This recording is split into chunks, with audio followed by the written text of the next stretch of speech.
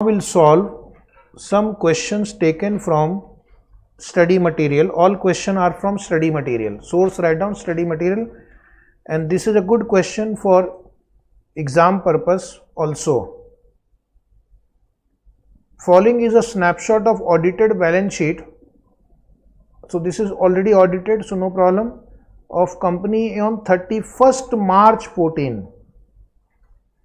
Such a waste of time by asking such old outdated questions. Company A's equity shares are listed on stock exchange. So this is a listed company and we have to check the net worth on this date. We have to check the net worth on this date. And is it an NBFC or other than NBFC? Other than NBFC. Is it right? So what is the balance sheet? Share capital we will take for net worth calculation. Securities premium I will take. General reserve. How much is general reserve in your book? Not given? Wait a minute. General reserve, write 150. Some typing mistake. This also I will take free reserve. Revaluation reserve will not take. P&L account will take, it's a free reserve. And then liability I will not take. Fixed asset, investment, current asset. This I will take as a negative number. So quickly tell me, what is the total of these items minus 80? What is the net worth you are getting? 160 plus 200 plus 150 plus 75 minus 80. 505. Net worth is 505 and it is a listed company. So the net worth criteria was met on this date. Listing criteria was met on this date. As per roadmap, which phase company A will fall into? Phase 1. Because both conditions have satisfied for phase 1.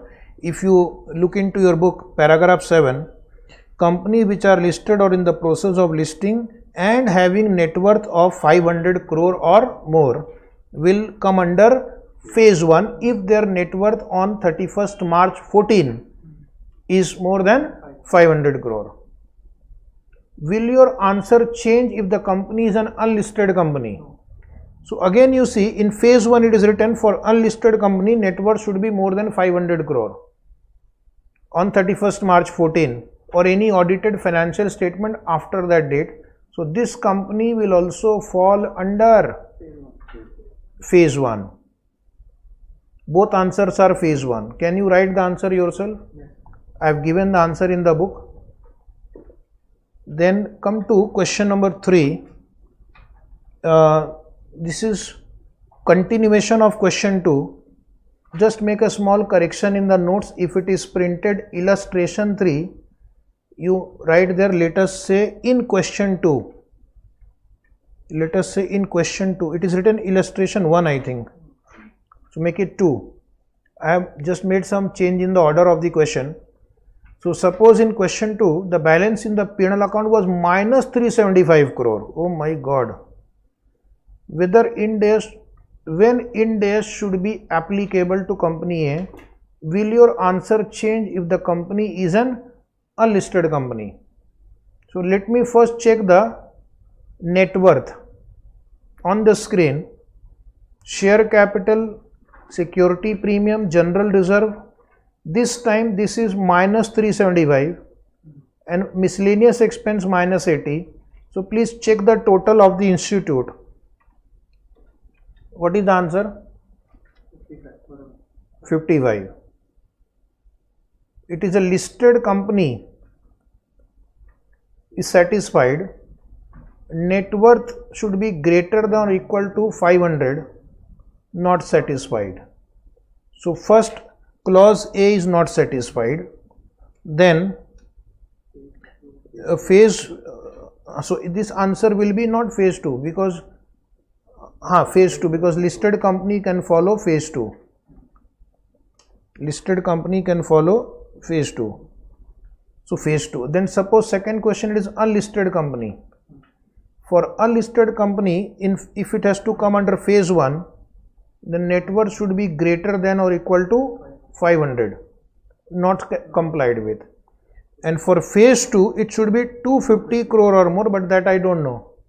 So the answer will be depending upon year in which the net worth criteria is satisfied. You don't write phase 2, because for unlisted company, in phase 2 also the net worth should be 250. So 250 is also not satisfied. So therefore, it will be applicable in that year when the net worth criteria will be satisfied. Okay. So see the last line of the answer. If it is an unlisted company, Ind AS would not be applicable until it breaches the net worth criteria mentioned in the roadmap. So it may not be applicable for many more years because it is unlisted and its net worth is just 55 crore. From 55 crore to 250 crore is not easy, boss. 4 times you have to make profit. Okay. Or you have to raise funds of the difference. Making a loss of 375 crore, getting funding is also not easy. Okay. One student is asking, only net worth criteria is applicable for Ind AS. The answer is net worth criteria and listing criteria. No other criteria is applicable for applicability. You are right. Turnover criteria is not applicable. Okay, any other query? Anybody, any query? Question number 4 from study material. The net worth of company B, first underline unlisted company, was 600 crore on 31st March. So for unlisted company, if it is 500 crore or more on 31st March 14, phase 1 will become applicable. So it will start falling Ind AS from 1/4/16. Ind AS will become applicable from 1/4/16. However, due to losses in FY 14-15, good question, the net worth is 400 crore on 31st March 15. Is it a relevant or irrelevant information? From when company B shall apply Ind AS? So it will apply from 1/4/16 because it was in existence on 31st March 14, and on 31st March 14 the net worth was more than 500 crore. Okay, so the answer is the company B will require to follow Ind AS for the accounting period on or after 1/4/16. Very good question. Some student can make a mistake here. Question number 5. The net worth of company C, again unlisted company, was 400 crore. On 31st March 14, net worth is 400 crore. The net worth was 600 crore on 31st March 15. From when will company B apply Ind AS? So either you meet on this date or any other date after that date, you will apply from 1/4/16 because you have to apply Ind AS only from 1/4/16 or thereafter. Don't write the answer 1/4/15. In India, the Ind AS became applicable only from 1/4/16. So your answer cannot be any date before 1/4/16. Even voluntarily you cannot apply before 1/4/16. So the answer is 1/4/16. Question number 6. Source study material, write down. Company D is a parent company of a group A. Company B is an unlisted company. A is an unlisted company. D is the parent company of a group A. A is an unlisted company having a net worth of 60 crore on 31st March 14. Following are the other companies of the group. Company B is an unlisted company. B is also unlisted. It is a subsidiary of A. So B is a subsidiary and its net worth is 600 crore. Then another company C, unlisted company. It is a subsidiary of B net worth is 150 crore. Whether Ind AS will be applicable to company A, B and C. So look at the question. This is a company whose net worth is more than 500 crore, so Ind AS is applicable to B. Once Ind AS is applicable to B, its parent company A and its subsidiary company C will also follow Ind AS. Is it right? So the answer is Ind AS would be applicable to all the three companies. One more question we'll take. Question number 7. Why 7? 6 we have done. Very good question. Write down important. Question 7 important. Question number 3 was important. 2 and 3 were similar. Following is the structure of company D. There is a company D. It has a subsidiary E. It has another subsidiary D. Two subsidiaries are there, E and H. This company E has a subsidiary F. This company E has an associate G. Company H has a subsidiary company H. Is it right? Are you following the group structure? All the companies in the above structure are a listed company, and the net worth of company E is 300 crore. So where is E? This is E. It is 300 crore, and net worth of all other companies below 250 crore. To which company would Ind AS be applicable? So first you have to see, if I apply the applicability criteria, none of them are listed. Then I will apply the net worth criteria.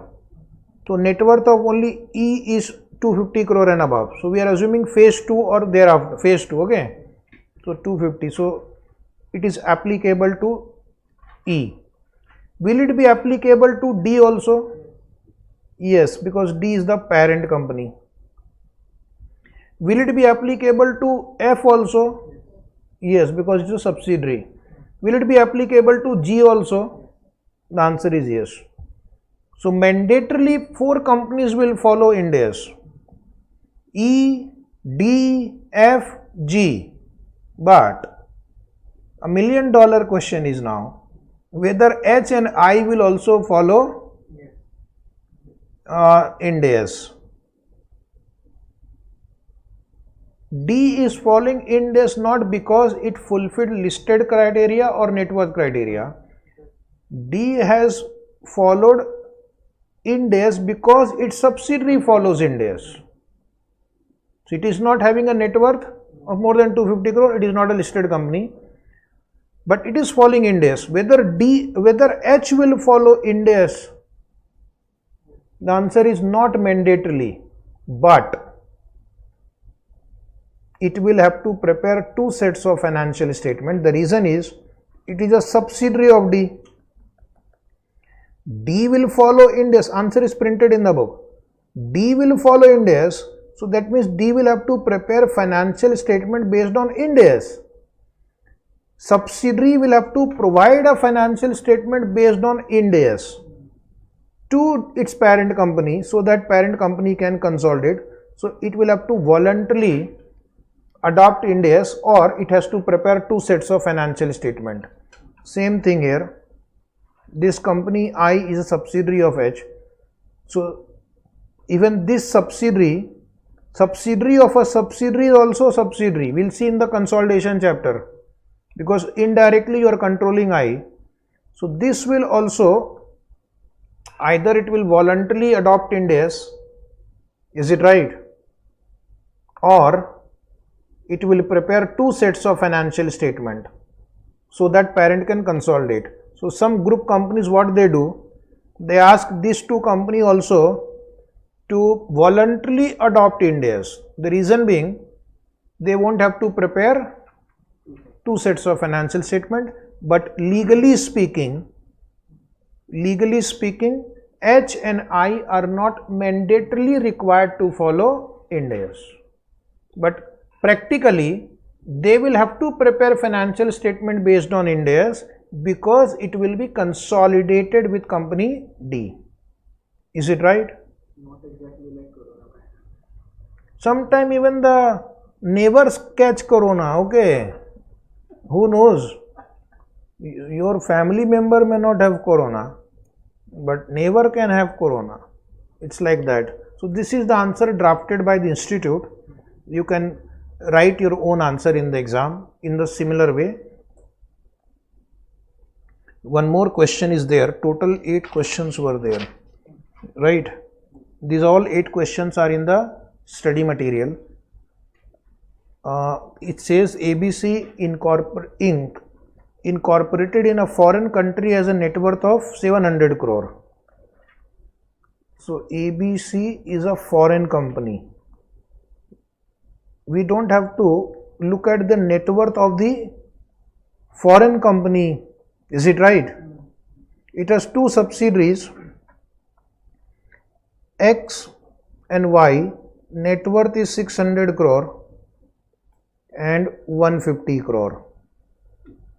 Whether company X and Y should require to follow Ind AS from accounting period commencing on or after 1st April 2016 on the basis of their own net worth or on the basis of the net worth of ABC. The answer is very simple. You have to look at the standalone financial statement first of all, and secondly, Ind AS is not applicable to foreign company which are incorporated in a foreign country. They do not fall under Ind AS. So only X Limited, whose net worth is more than 500 crore on 31st March 14, this will follow Ind AS, and this is not required to follow Ind AS. Okay. Is the parent company required to follow Ind AS because one of its subsidiaries following Ind AS? The answer is no. Foreign company will not follow Ind AS, right? Subsidiary will compromise, parent will not. So this is the answer of this question. Foreign company is not required to follow Ind AS. Is it right? So that was about examples. Key matters on transition. The company was following accounting standard, okay, till a certain date, let us say 31st March 23. But then from 1/4/23, Ind AS will become applicable because the net worth exceeded 250 crore or it become a listed company. Now the question is, what will you do in the transition year? Because you are following a different set of standard. Now you have to move to an altogether different set of standard which are quite different from each other. At so many places there is a difference. There are some situations when we don't have any accounting standard also. Like we don't have accounting standard on agriculture. We don't have accounting standard on financial instrument. We don't have accounting standard on share-based payment. We have one guidance note on ESOP.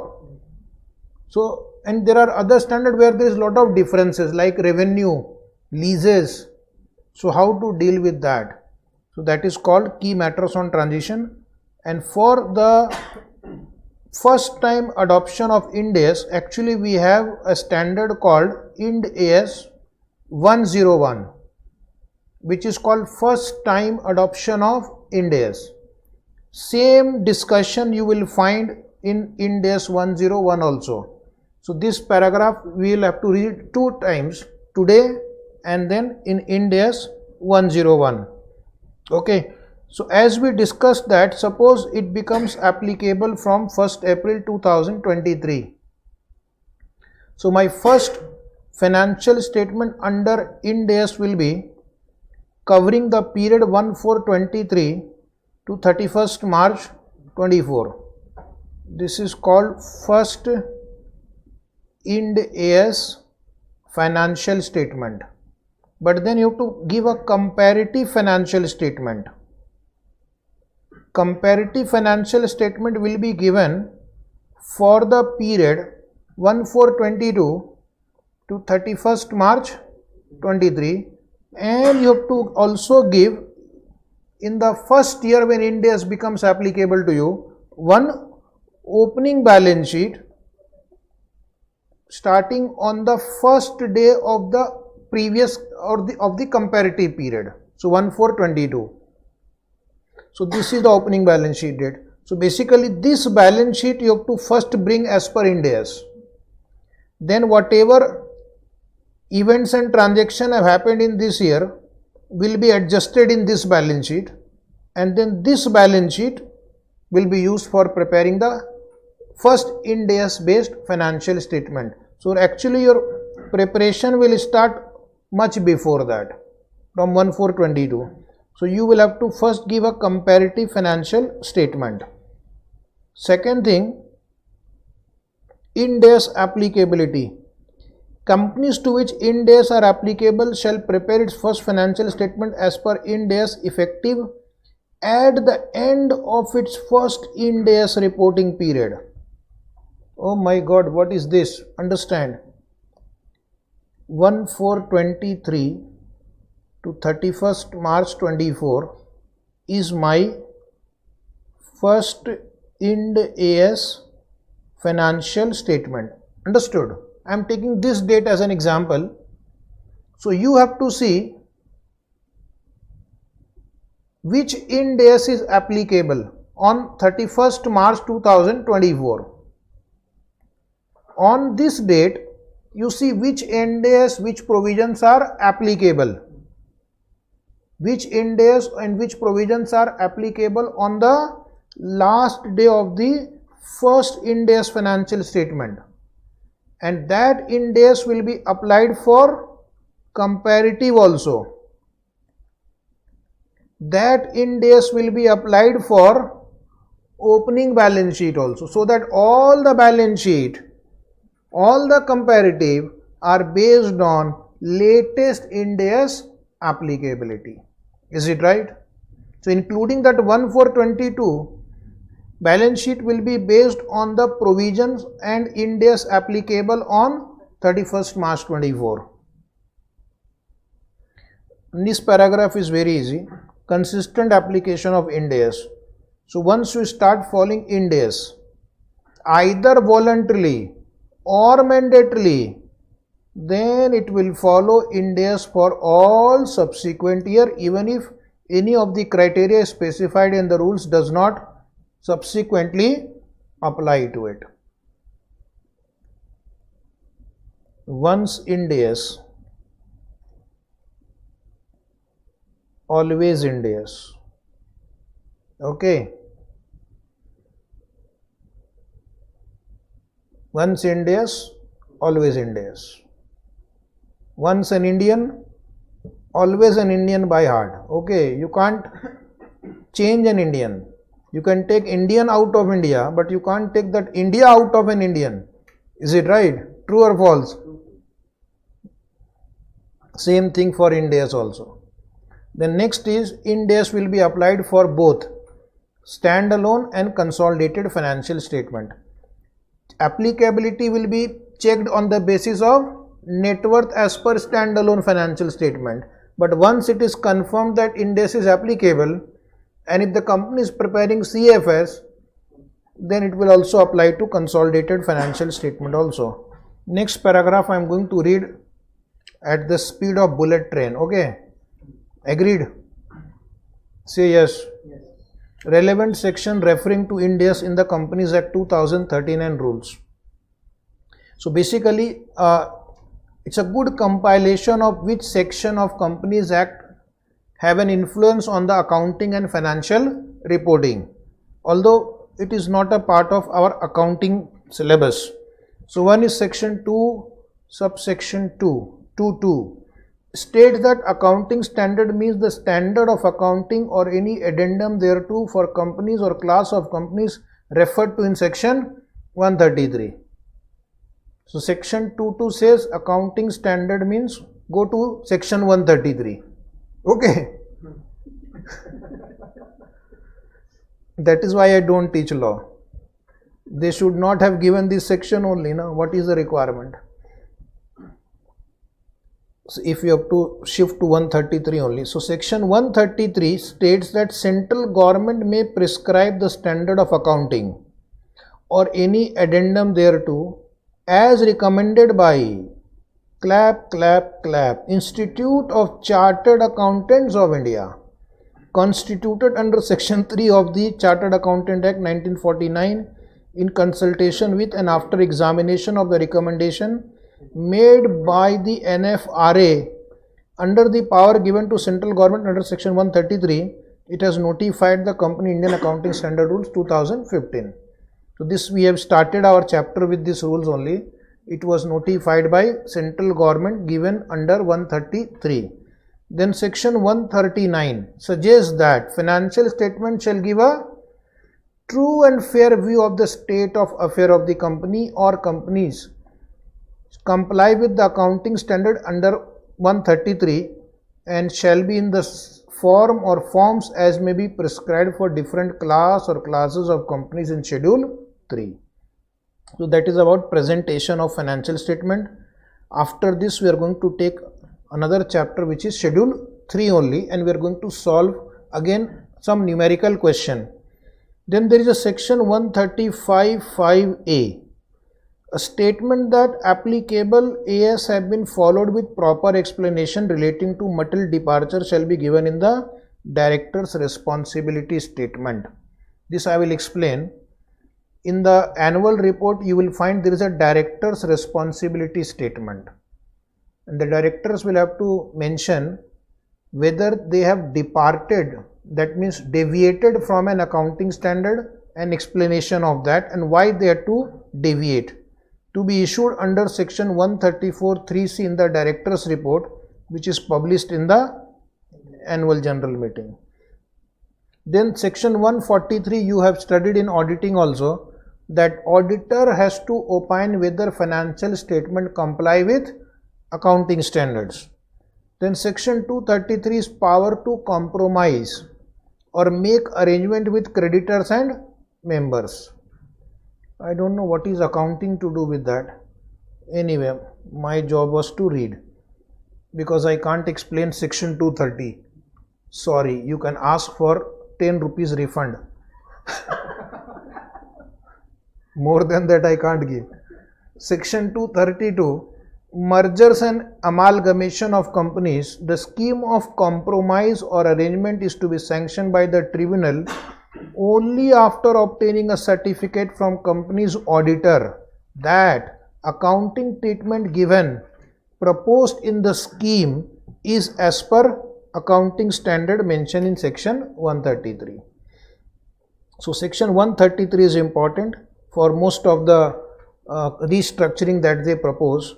Then section 66 you have studied internal reconstruction in your intermediate course, that is called reduction of share capital, that no application of reduction of share capital will be sanctioned by the tribunal unless the accounting standard proposed by the company for such reduction accounting treatment is in conformity with accounting standard prescribed in section 133 or any other provision of this act, and a certificate is given by the auditor to the tribunal. Is it right? So these are the section affecting our accounting treatment and presentation of financial statement. And then there are some SEBI rules and regulations also.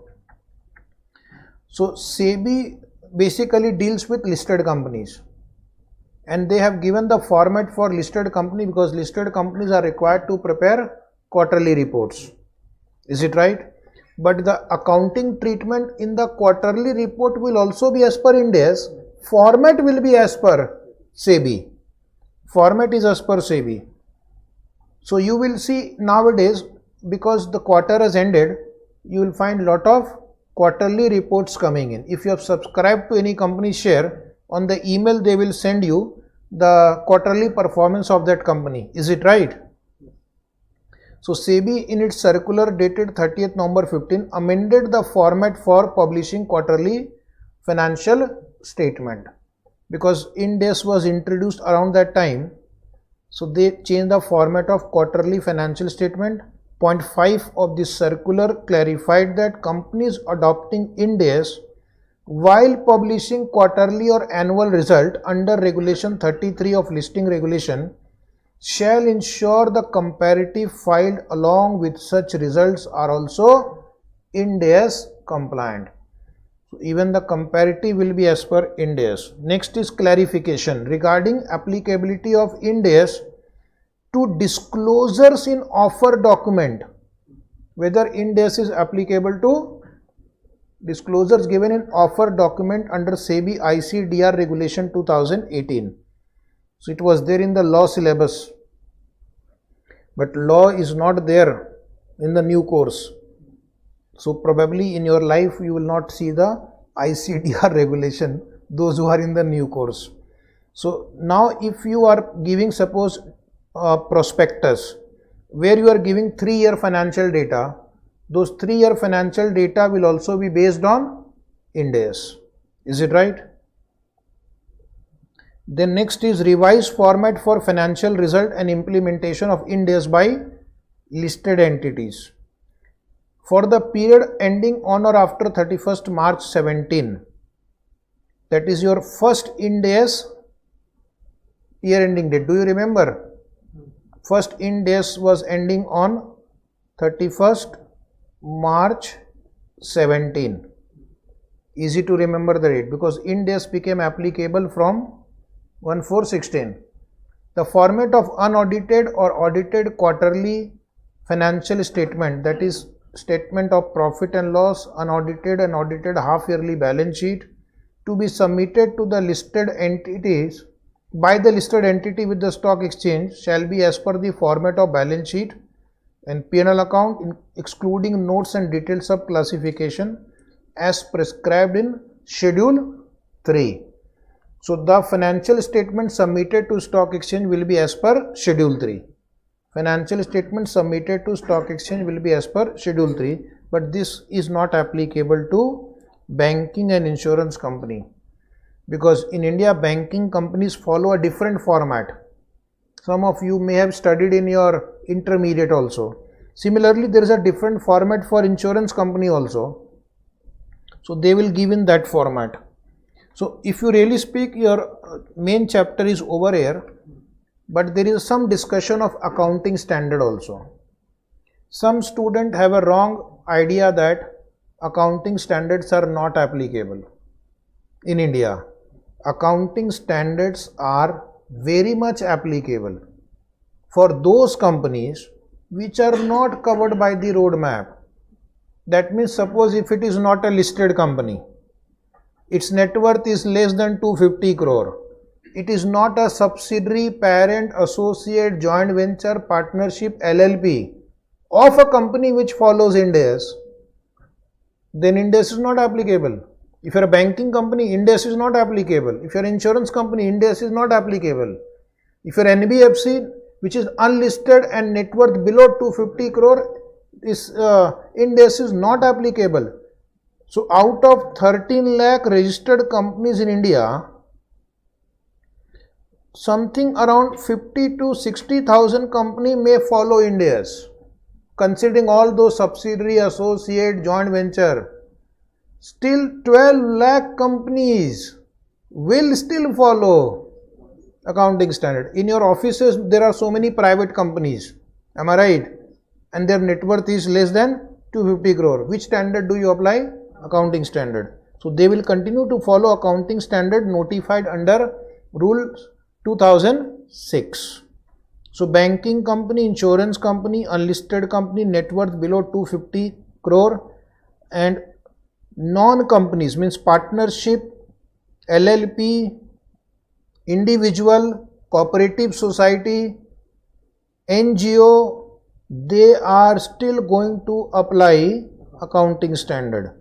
Okay, one example I will take. A Limited, an Ind AS company, B Limited, AS company are partners in AB and company. Oh my God. One Ind AS company, one accounting standard company are partners of AB and company. Then what about AB and company? Will it apply AS or Ind AS?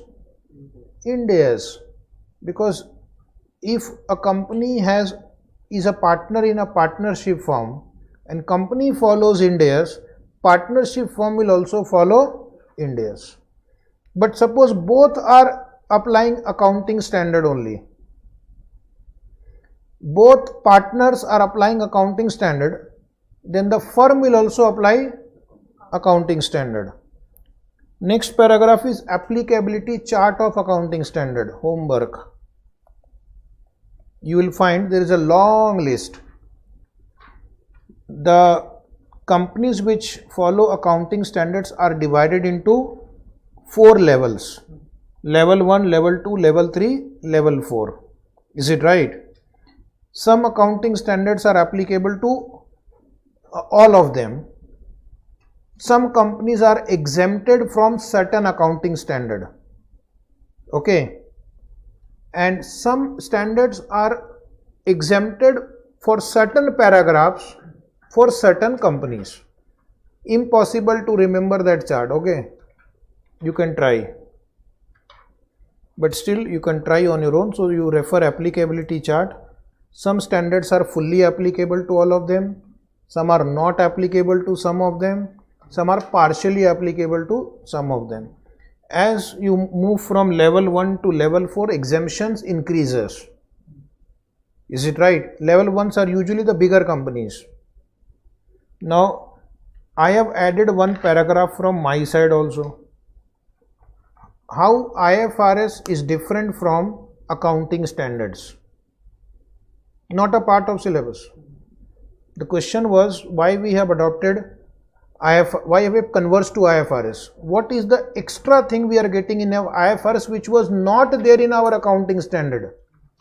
So I have summarized it in the following way, that IFRS standards are principle based, not rule based.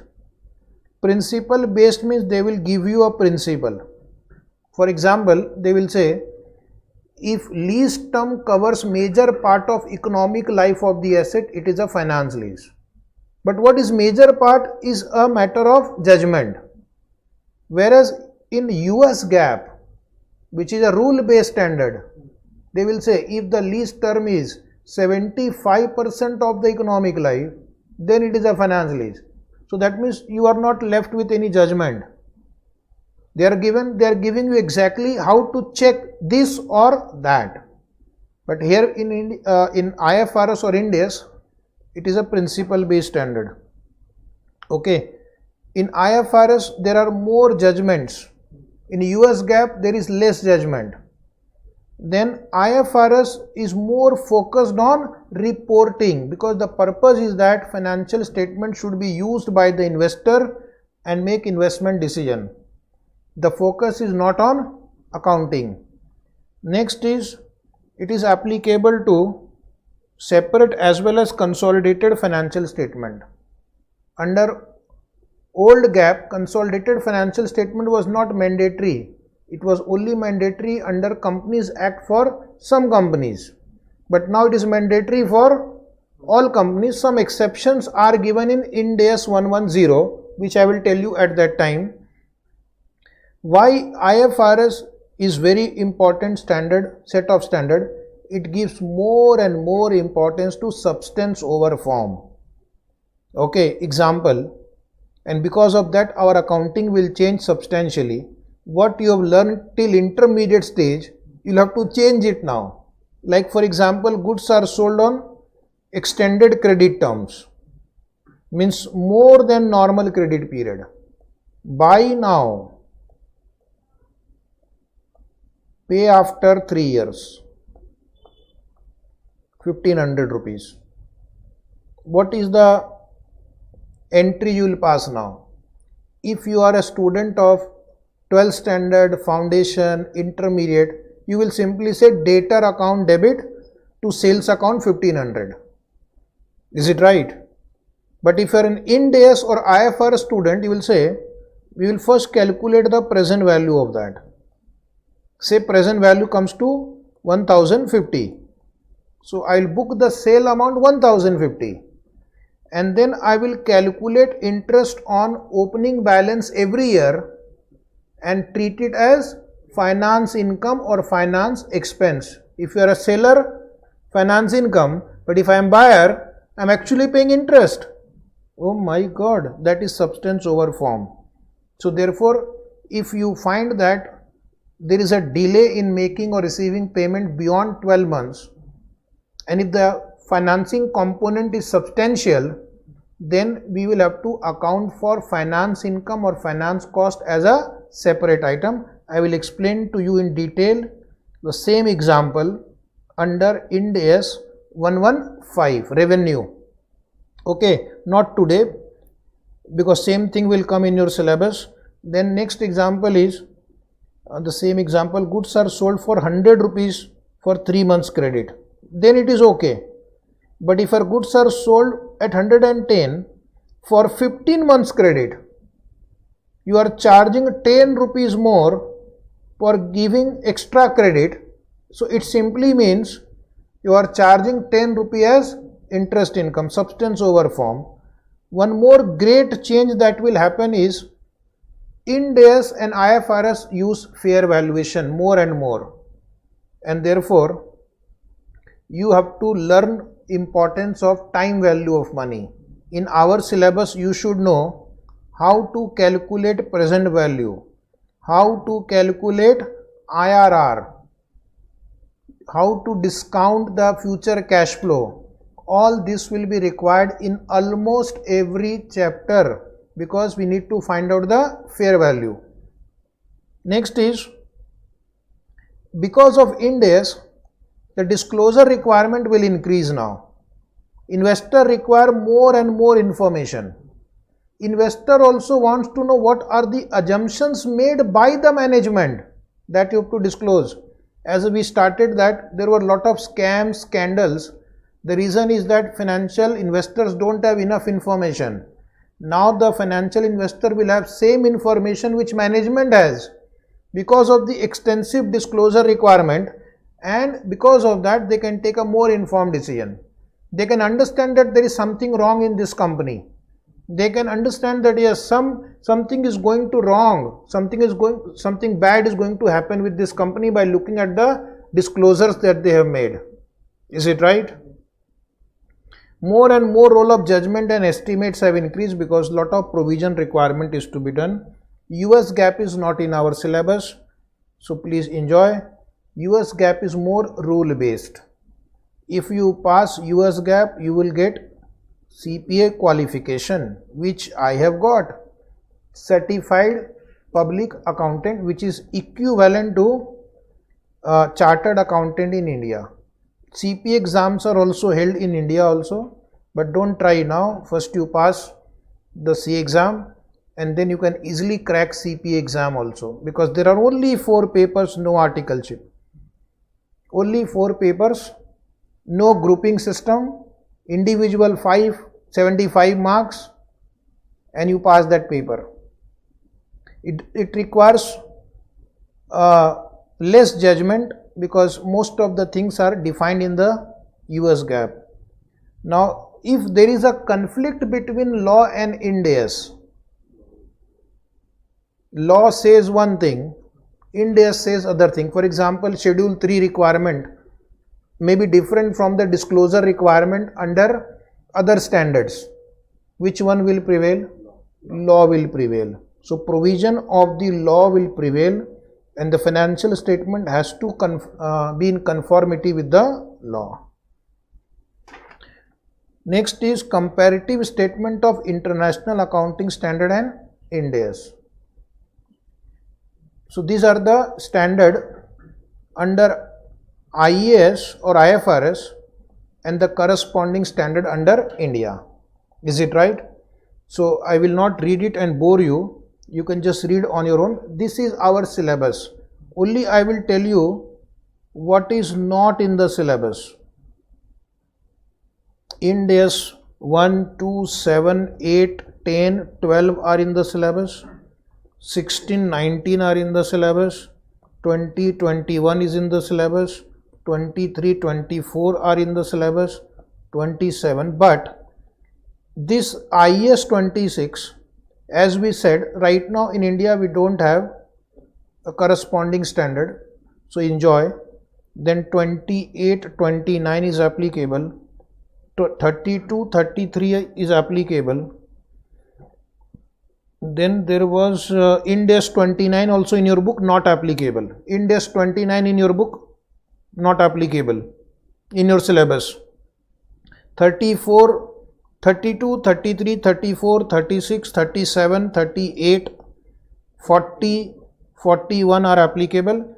And after this the numbering will change, because after that IFRS 1 started getting issued. So my numbering system will become IND AS 101, 100 plus 1. You will ask, what about 42 to 100? There is no standard between 42 to 100.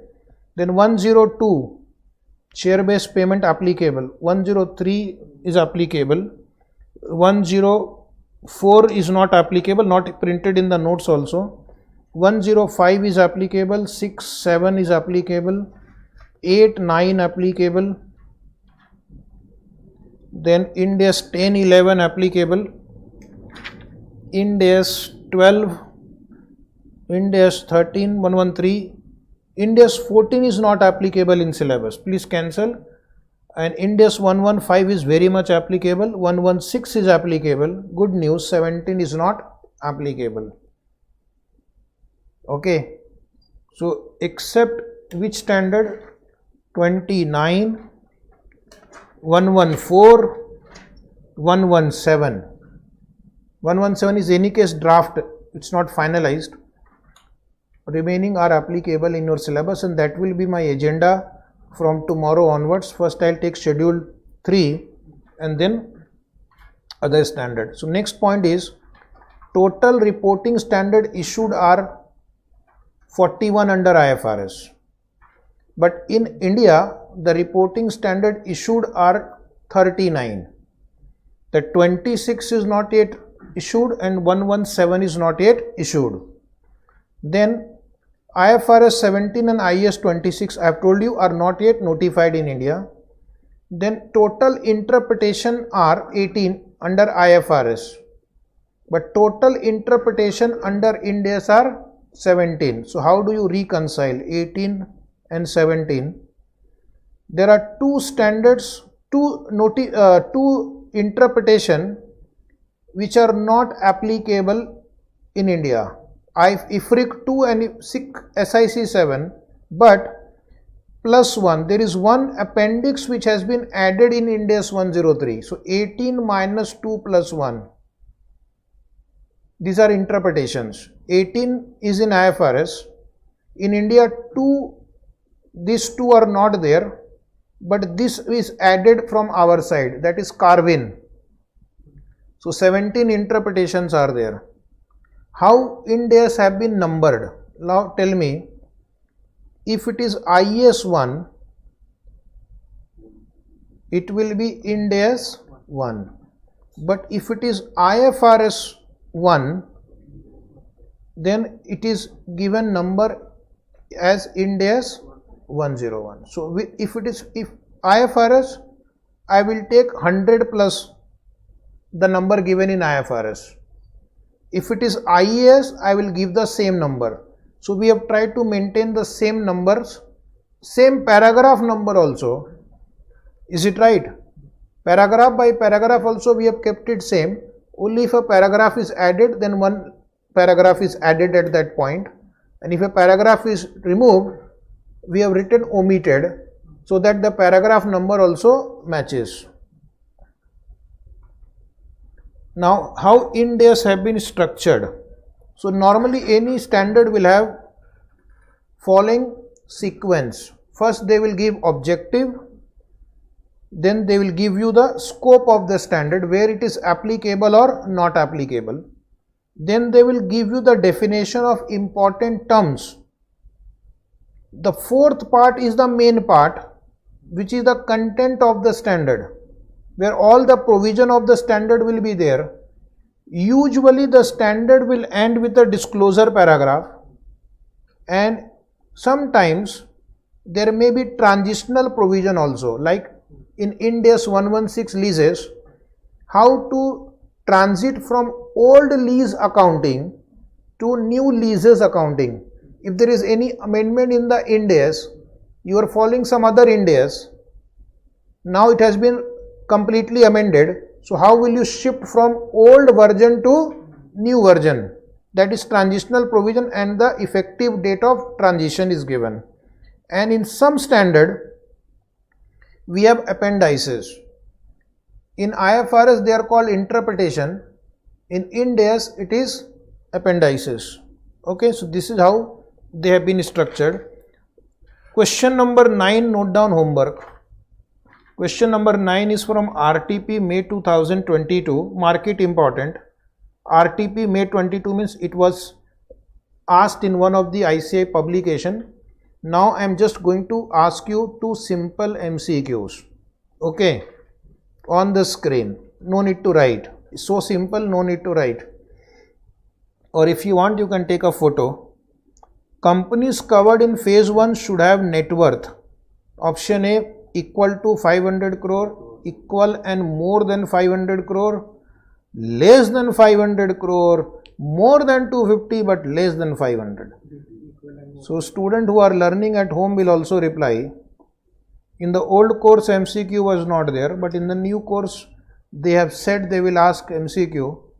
So I am expecting the answer from students who are either attending online or on the YouTube. What is your answer? A or B or C or D? I have started getting answers. Let us see. B is the right answer. It should be equal to or more than 500 crore. So see how they will play with the words. You remember only 500 crore. Whether it is equal to or only more than, keep in mind. One more last question today and this chapter will be over. IND AS will apply to. Answer please. Everybody. IND AS will apply to both consolidated as well as standalone. Only consolidated, only standalone. Optional. Wow, optional. So what is your answer? Everybody. Student at home. Student on YouTube channel if you are watching. Okay. So the answer is, maybe there is a time lag, so I get the answer a little late. A is the right answer. Yes, you are right. Mr. Anup, you are right. A is the right answer. So with this, thank you very much. This wonderful chapter, applicability of IND AS, and certain aspects we have covered. Question number 9 is your homework. See you tomorrow at the same time. Good night. All the best.